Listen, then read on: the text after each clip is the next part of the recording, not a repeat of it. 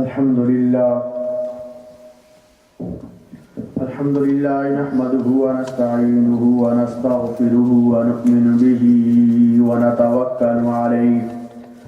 ونعوذ بالله من شرور أنفسنا ومن سيئات أعمالنا من يهده الله فلا مضل له ومن يضلله فلا هادي له ونشهد أن لا إله إلا الله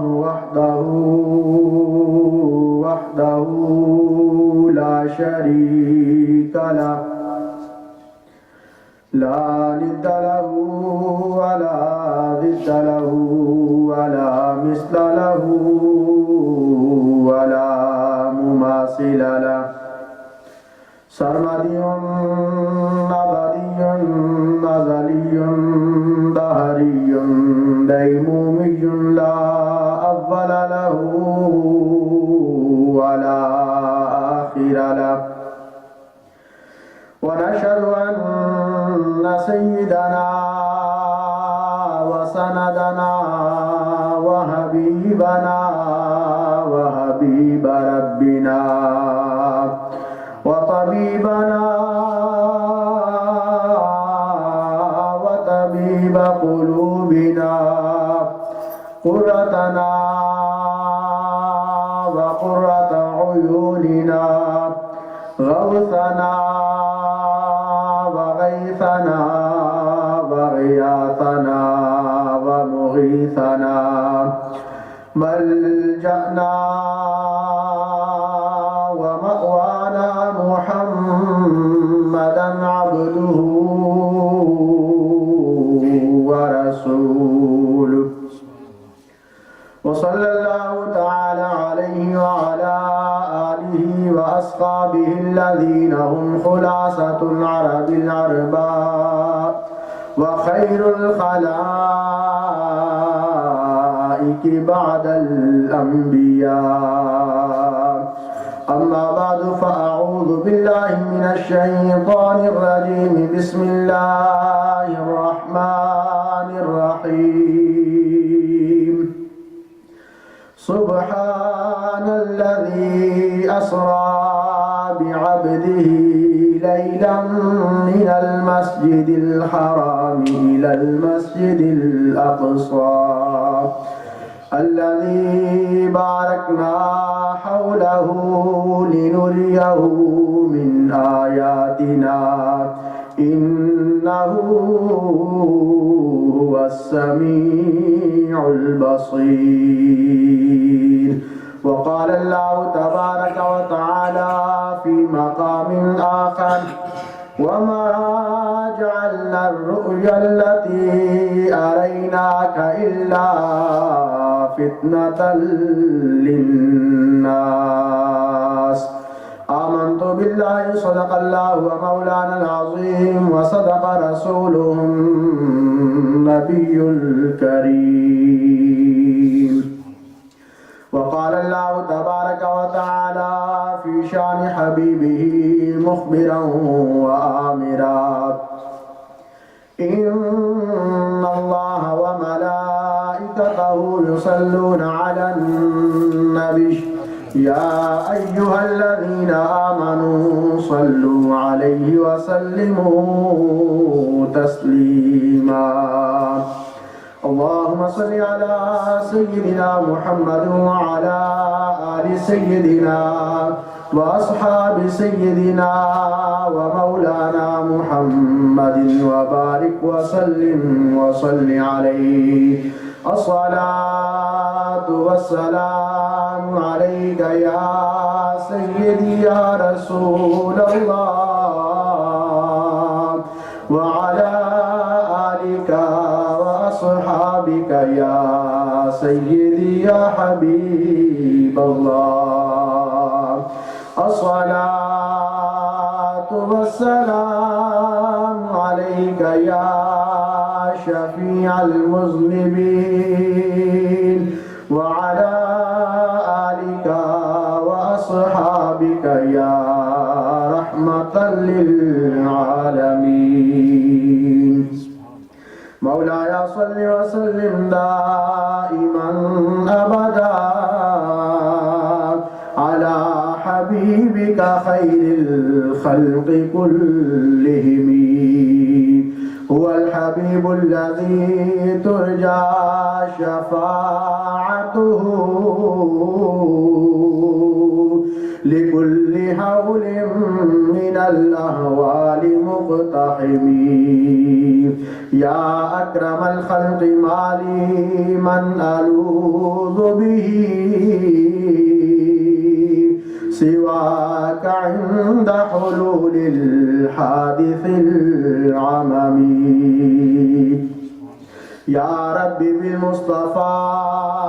بلغ مقاصدنا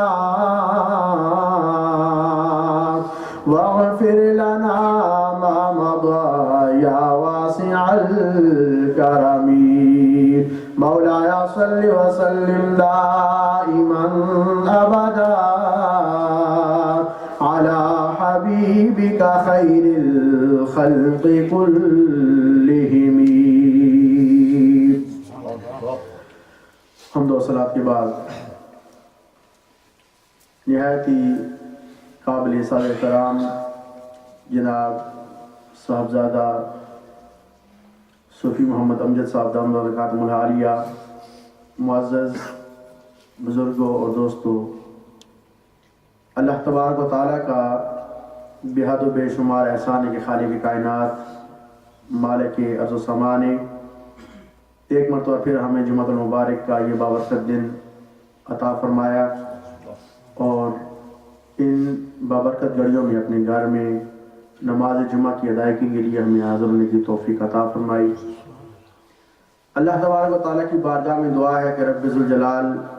تلاوت کردہ آیات کریمہ کے مفہوم کو اور نفس مضمون کو صحیح معنوں میں آپ تک پہنچانے کی توفیق عطا فرمائے۔ اب آپ کے علم میں ہے کہ رجب المرجب کا یہ بابرکت مہینہ عظمتوں اور شانوں والا اپنے اختتام کی طرف رواں دوا ہے اور اس کی 27ویں شب کو اللہ رب العزت نے اپنے آخری محبوب اپنے آخری نبی حضرت محمد مصطفیٰ علیہ تحیۃ و ثنا کو معراج کے اس عظیم معجزے سے اور منصب سے مشرف فرمایا جو تا قیامت اہل عشق و محبت کے لیے ان کے ایمان کی جلا کا، ان کے ایمان کی زیادتی کا سبب ہے اور رہے گا، اور جن کے دلوں میں بغض و عناد ہے اور جن کے دل ہدایت سے دور ہیں ان کے لیے یہ آزمائش اور فتنہ بنا رہے گا۔ اور ایک ایسا واقعہ ہے، میرے آقا صلی اللہ تعالی علیہ وسلم کا ایک ایسا معجزہ ہے جو ایمان اور کفر کے درمیان، محبت اور عدوت کے درمیان ایک کسوٹی ہے، اسے پرکھنے کے لیے، اسے جانچنے کے لیے۔ اسی لیے اللہ تبارک و تعالی سورہ بنی اسرائیل کے آغاز میں لفظ سبحان سے اس واقعے کا آغاز فرماتا ہے، اور پھر اسی سورہ مبارکہ کی آیت نمبر 61 میں اللہ تبارک و تعالی ارشاد فرماتا ہے وَمَا جَعَلْنَا الرُّؤْيَا الَّتِي أَرَيْنَاكَ إِلَّا فِتْنَةً لِلنَّاسِ، کہ محبوب جو ہم نے آپ کو یہ معجزہ عطا فرمایا ہے، جو آپ کو ہم نے اپنی عظمتوں اور شانوں اور رفتوں کے جو کرشمے دکھائے ہیں، اسے ہم نے صرف لوگوں کے لیے ایک آزمائش بنایا ہے، ہم نے نہیں بنایا مگر اسے لوگوں کے لیے آزمائش، فتنہ، امتحان۔ سامعین محترم، یہ کتنا ایک عظیم میرے آقا صلی اللہ علیہ وسلم کا معجزہ ہے. گزشتہ جو میرا جمعۃ المبارک کا بیان تھا اس میں بھی میں نے اس واقعے کے چند پہلو آپ کی گوش گزار کرنے کی کوشش کی. لیکن میرے آقا صلی اللہ علیہ وسلم کا یہ ایسا عظیم معجزہ ہے کہ صدیاں گزرنے کے باوجود آج بھی جب میرے آقا صلی اللہ علیہ وسلم کا یہ معجزہ بیان کیا جاتا ہے اور اس کے حوالے سے میرے آقا صلی اللہ علیہ وسلم کی عظمتوں اور رفتوں کو جب بیان کیا جاتا ہے انسان کی عقل حیران اور ششدر رہ جاتی ہے. اور اس معراج کے واقعے کے اندر جو رب ذوالجلال نے حکمتیں پوشیدہ رکھی ہیں آج بھی انسان کی عقل انہیں سمجھنے سے قاصر ہے. آج بھی یہ واقعہ انسان کی عقل میں آنے سے عقل اسے سمجھ نہیں سکتی اور عقل اس کا ادراک نہیں کر سکتی کہ رب ذوالجلال نے کیسے کیسے پروردگار عالم نے اپنے محبوب کو عظمتیں اور رفتیں اس واقعہ معراج میں عطا فرمائی ہیں اور کون کون سے راز رب ذوالجلال نے اس میں پنہا رکھے ہیں.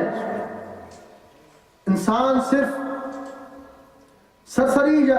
جائزہ بھی اس واقعہ معراج کا لے اور ایک سرسری نگاہ بھی اس واقعہ معراج پر ڈالے تو انسان کی عقل حیران رہ جاتی ہے کہ رات کے مختصر سے حصے میں انتہائی مختصر حصے میں کس طرح رب ذوالجلال اپنے محبوب کو مسجد حرام سے مسجد اقصی تک لے جاتا ہے. اور پھر یہ سفر جو رب ذوالجلال نے جس کا بیان بنی اسرائیل کی پہلی آیت میں فرمایا کہ سبحان الذی اسری بعبدہ لیلا من المسجد الحرام الى المسجد الاقصی. اگر انسان غور کرے کہ رب ذوالجلال نے یہ جو اپنے محبوب کو سیر کروائی, سیر تو دن کو کی جاتی ہے, دن کے وقت انسان سیر و سیاحت کرتا ہے, روشنی کے عالم میں سیر و سیاحت کرتا ہے کہ انسان کو کچھ نظر بھی آئے. سیر کرنے کا مقصد یہ ہوتا ہے کہ انسان جس جگہ کی سیر کر رہا ہے, جہاں کا سفر کر رہا ہے, وہاں کے نظارے اپنی کھلی آنکھوں سے دیکھے, روشنی ہو. اگر کوئی شخص کسی کو کہے کہ میں نے رات کو سیر کی ہے تو یہ بات ایک عجیب سی لگتی ہے کہ سیر اور وہ بھی رات کے وقت. تو رب ذوالجلال اپنے محبوب کے بارے میں فرماتا ہے کہ میں نے اپنے محبوب کو, اپنے بندہ خاص کو رات کے مختصر سے حصے میں سیر کروائی. اب سیر جب انسان کرتا ہے تو کھلی آنکھوں سے اللہ تعالیٰ کی قدرتوں کے مشاہدے کرتا ہے, لیکن رات کے وقت انسان کی آنکھ اندھیرے کے عالم میں, اندھیرے میں کچھ دیکھنے سے قاصر ہوتی ہے اور انسان کو اندھیرے میں کچھ دکھائی نہیں دیتا. اور پھر وہ بھی رات اگر 27ویں کی رات ہو, نہ چاند ہوتا ہے, نہ چاند کی روشنی ہوتی ہے, سورج ویسے ہی غروب ہوتا ہے, رات کا عالم ہوتا ہے, لیکن رب ذوالجلال بیان فرماتا ہے یہاں پر کہ اے میرے بندو, میں نے اپنے محبوب کو رات کے مختصر سے حصے میں سیر کروائی اور تمہاری آنکھیں رات کو دیکھنے سے قاصر ہیں. اگر اندھیرا چھا جائے تمہاری آنکھوں کو کچھ نظر نہیں آتا, سجائی نہیں دیتا, لیکن یہ میرے محبوب کی آنکھیں ہیں کہ رات کا عالم ہو, اندھیرے کا عالم ہو, جب دن کی روشنی ہو, میرے محبوب کو جو میں نے نظر عطا فرمائی اپنے محبوب کو, وہ ایسی نظر میرے اپنے محبوب کو عطا فرمائی ہے کہ میرے محبوب کی آنکھیں رات کو بھی اس طرح دیکھتی ہیں جس سے دن کو دیکھ سکتی ہیں. یہ تاریکی رات کی تاریکی, اس سے میرے محبوب کی نگاہوں میں کچھ اثر نہیں پڑتا. جس طرح میرا محبوب آگے دیکھتا ہے اس طرح میرا محبوب پیچھے بھی دیکھتا ہے. جس طرح دن کی روشنی میں میرا محبوب دیکھتا ہے اس طرح رات کے اندھیرے میں بھی میرے محبوب کی نظر اسی طرح کام کرتی ہے. میرا محبوب رات کی اس اندھیرے میں تاریکی میں بھی دیکھتا ہے. اس لیے رب ذوالجلال اپنے محبوب کی اس فضیلت کو ظاہر کرنا چاہتا تھا کہ میرے محبوب کے لیے دن اور رات دونوں برابر ہیں. دن کی روشنی کا اجالا ہو یا رات کی تاریکی ہو, اس سے میرے محبوب کی عظمتوں پر, میرے محبوب کی نگاہ پہ کوئی فرق نہیں پڑتا. فرمایا میرے محبوب کو, اپنے بندہ خاص کو رات کے مختصر سے حصے میں مسجد حرام سے مسجد اقصی تک کی سیر کروائی, جہاں پر اس سفر معراج کے اس حصے میں مسجد حرام سے مسجد اقصی تک کے حصے میں بے شمار دیگر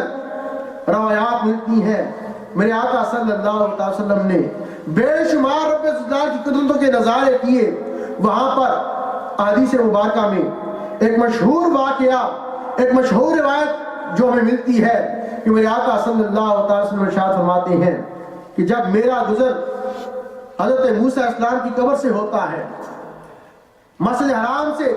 مسجد اقصیٰ تک کا جو سفر ہے، اس سفر کے دوران میرے آقا فرماتے ہیں جب موسیٰ علیہ السلام کی قبر سے میرا گزر ہوتا ہے، میں نے دیکھا وہ قائم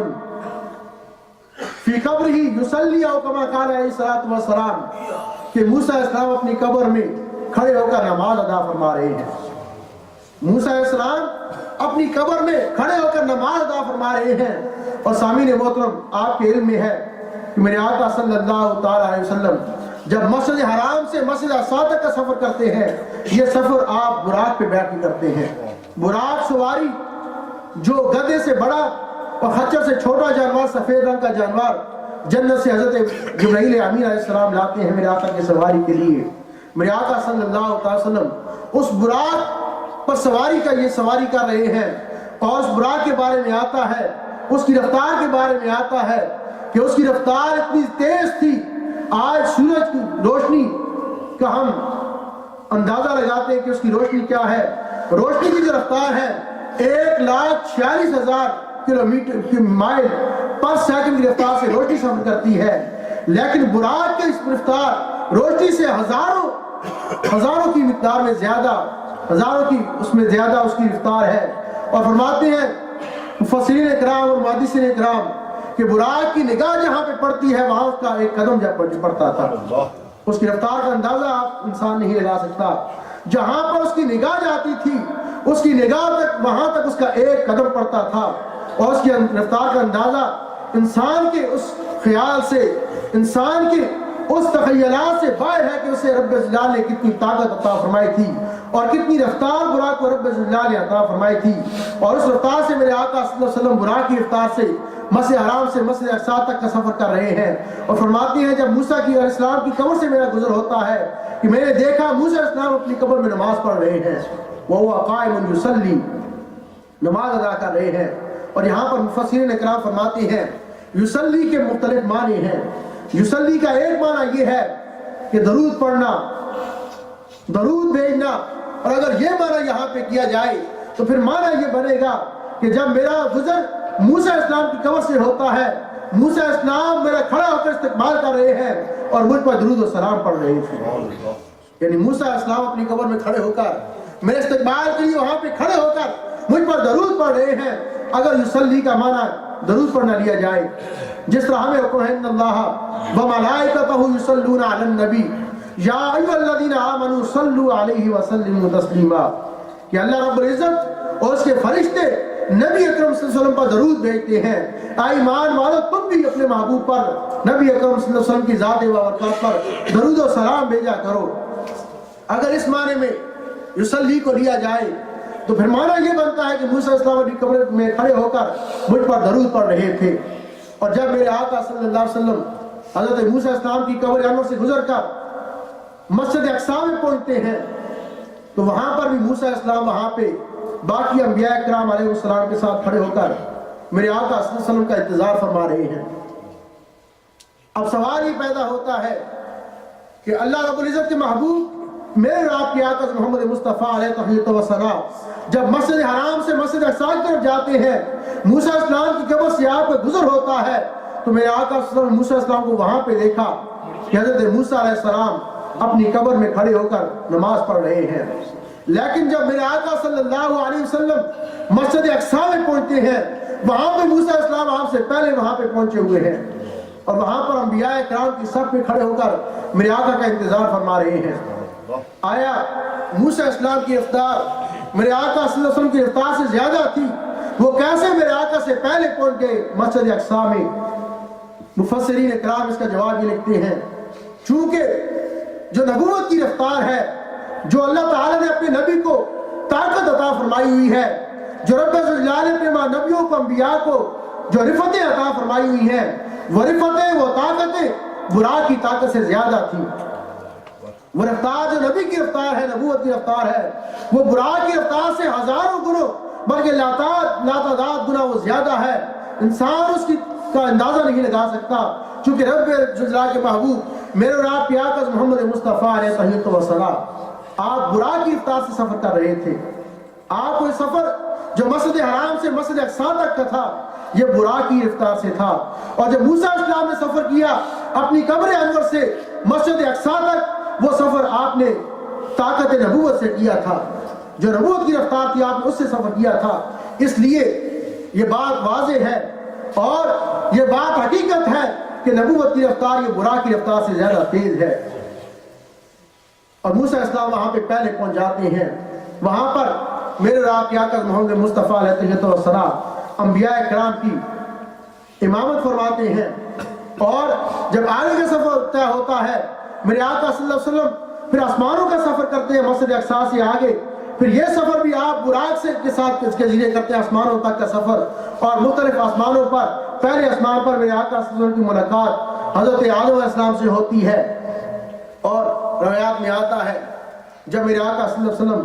حضرت آدم علیہ السلام سے ملاقات کرتے ہیں اور حضرت جبرائیل امین علیہ السلام آپ کو بتاتے ہیں کہ یا رسول اللہ یا حبیب اللہ یہ آپ کے جد امجد آپ کے دادا حضرت آدم علیہ السلام انہیں سلام کیجئے. میرے آقا صلی اللہ علیہ وسلم سلام کرتے ہیں اور حضرت آدم علیہ السلام میرے آقا کو سلام کرتے ہیں. میرے آقا صلی اللہ علیہ وسلم انہیں سلام کا جواب عرض کرتے ہیں. اور پھر میرے آقا صلی اللہ علیہ وسلم نے دیکھا کہ حضرت آدم علیہ السلام اپنے دائیں طرف دیکھ کر روتے ہیں، ہنستے ہیں، مسکراتے ہیں. اور جب اپنے بائیں طرف دیکھتے ہیں تو روتے ہیں. اور آپ کے دونوں طرف آپ کی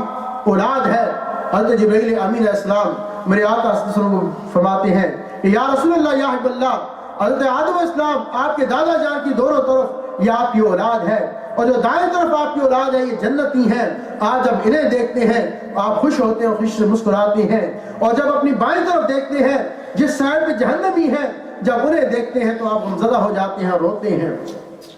پھر مختلف مشاہدات یہاں پہ میرے آقا صلی اللہ علیہ وسلم کو ہوتے ہیں. پھر دوسرے آسمان پہ میرے آقا صلی اللہ علیہ وسلم کی ملاقات حضرت یحییٰ علیہ السلام اور حضرت عیسیٰ علیہ السلام سے ہوتی ہے. اور تیسرے آسمان پر پھر میرے آقا صلی اللہ علیہ وسلم حضرت یوسف علیہ السلام سے ملاقات کرتے ہیں. اس طرح چوتھے آسمان پر پھر آپ کی ملاقات حضرت ادریس علیہ السلام سے ہوتی ہے. پانچویں آسمان پہ حضرت ہارون علیہ السلام سے ملاقات ہوتی ہے. اور چھٹے آسمان پہ موسیٰ علیہ السلام سے اور پھر ساتویں آسمان پہ حضرت ابراہیم علیہ السلام سے آپ کی ملاقات ہوتی ہے. یہ سفر اس طرح آپ کا آگے گزرتا جاتا ہے. جب سدرۃ المنتہا پہ پہنچتے ہیں حضرت جبرائیل امین علیہ السلام آپ کے ساتھ ہیں اور یہ سارا سفر براق کے ذریعے ہو رہا ہے. لیکن سدرۃ المنتہا پہ پہنچ کر وہاں پہ حضرت جبرائیل امین علیہ السلام وہاں پہ رک جاتے ہیں، وہاں پہ ٹھہر جاتے ہیں. میرے آقا صلی اللہ علیہ وسلم نے پوچھا کہ اے جبرائیل اب کیوں رک گئے ہو، آگے کیوں نہیں چلتے؟ آج کی یا رسول اللہ یا حبیب اللہ اگر ایک چوٹی پر بھی ایک بالش برابر بھی اگر میں آگے بڑھتا ہوں تو میرے پر جل کے راکھ ہو جائیں گے، آگے میرے جانے کی طاقت نہیں ہے. یہاں پہ براق بھی جا کے رک جاتا ہے، براق کی طاقتیں بھی ختم ہو جاتی ہیں، براق کی رفتار بھی رک جاتی ہے. اب آگے کا سفر میرے آقا صلی اللہ علیہ وسلم رف رف سواری اس پہ کرتے ہیں. اور پھر اس طرح آگے یہ جو سفر ہے میرے آقا اپنی نبوت کے اس طاقت سے اور نبوت کی رفتار سے کرتے ہیں. یہ سارا سفر آگے بڑھتا چلا جاتا ہے حتیٰ کہ میرے آقا صلی اللہ تعالیٰ علیہ وسلم مقام کعبہ قوسین اور ادنیٰ تک پہنچتے ہیں. رب ذوالجلال کی بارگاہ میں حاضری ہوتی ہے اور پھر میرے آقا صلی اللہ علیہ وسلم کو رب ذوالجلال اپنے سر کی آنکھوں سے اپنا دیدار کرواتا ہے. میرے آقا اپنے سر کی آنکھوں سے اپنے رب ذوالجلال کا دیدار کرتے ہیں اور پھر اپنے خالق کائنات کی بارگاہ میں تحفہ پیش کرتے ہیں اپنی عبادتوں کا، اپنی جانی باتوں کا، اپنی مالی باتوں کا اور ساری باتوں روحانی باتوں کا تحفہ اپنے رب ذوالجلال کی بارگاہ میں رکھتے ہیں کہ جب ایک غلام یا ایک بندہ جب اپنے مالک کی بارگاہ میں جاتا ہے تو وہ تحفہ لے کے جاتا ہے. میرے آقا تحفہ لے کے جاتے ہیں اپنی باتوں کا اور اپنی گناہگار امتوں کے گناہوں کا تحفہ لے کے جاتے ہیں اور اپنے رب ذوالجلال کی بارگاہ پیش کرتے ہیں. التحیات للہ والصلوات والطیبات، اے رب ذوالجلال میری ساری باتیں، میری جانی میری مالی باتیں میری روحانی باتیں ساری تیری بارگاہ میں پیش ہیں. اب رب ذوالجلال کی بارگاہ سے آگے سے جواب آتا ہے.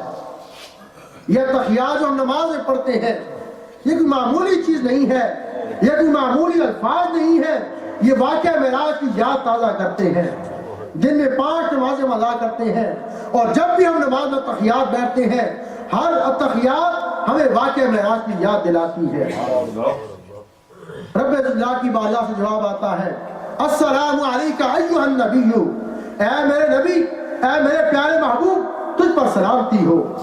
السلام علیکم ایھا النبی. اور یہاں پر حضرت امام غزالی رحمۃ اللہ تعالیٰ علیہ احیاء العلوم میں لکھتے ہیں جب بندہ اس مقام پہ پہنچتا ہے،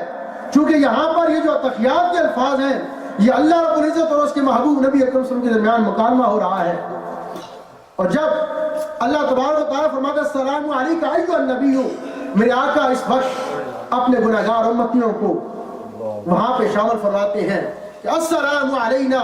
وعلی عباد اللہ الصالحین. اے اللہ جو تیرے میرے گناہگار امتی ہیں، جو تیرے گناہگار بندے ہیں اور تیرے صالح بندے ہیں، ان پہ بھی سلامتی ہو. جب یہ سلامتی میرے آقا بھیجتے ہیں فرشتے وہاں پہ حاضر ہوتے ہیں، وہ بھی آگے سے عرض کرتے ہیں اشہد ان لا الہ الا اللہ واشہد ان محمد عبدہ ورسولہ. حضرت امام غزالی فرماتے ہیں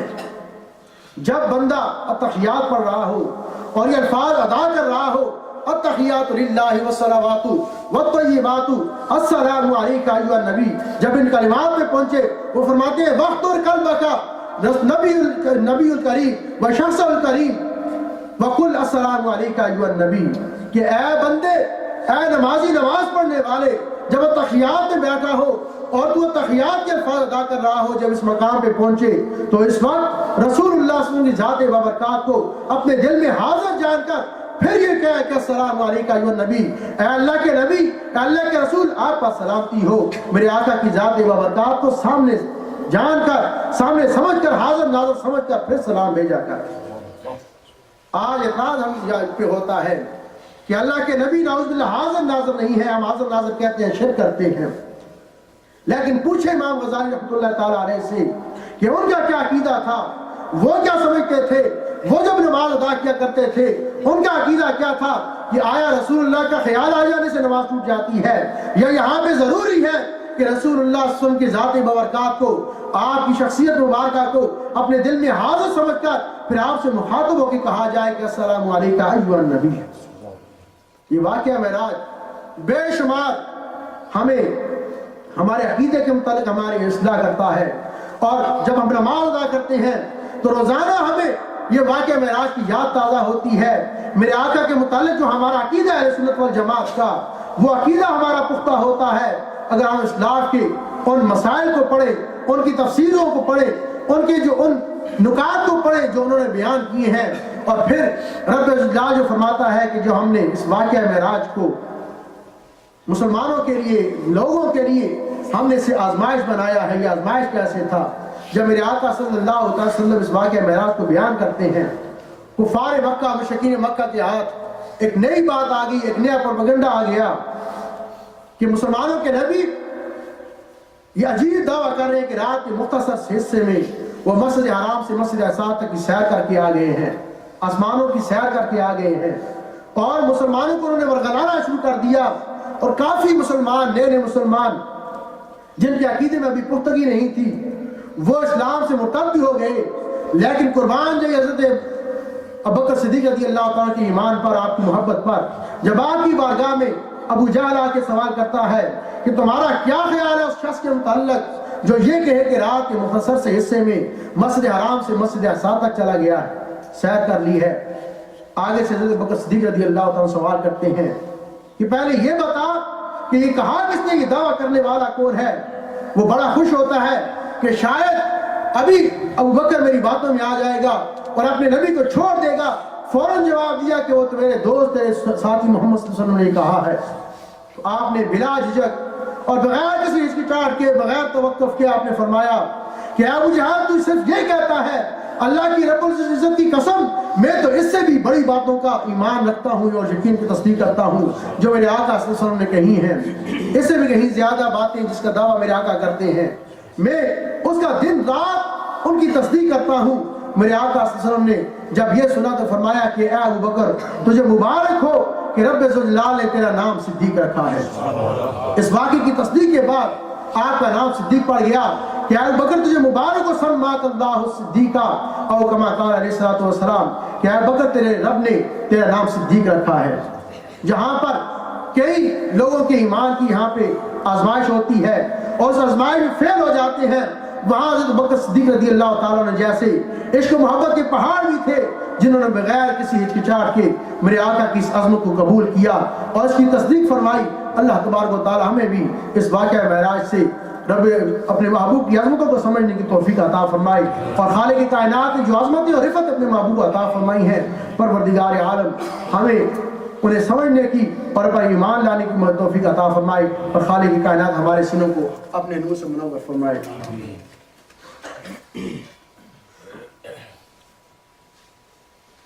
سامعین محترم، حضرت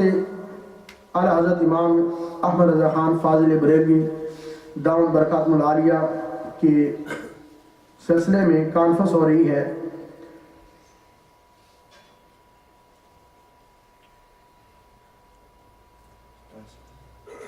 27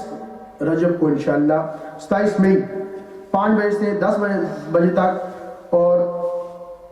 جس میں اویس رضا قادری صاحب انشاءاللہ تشریف لائیں گے۔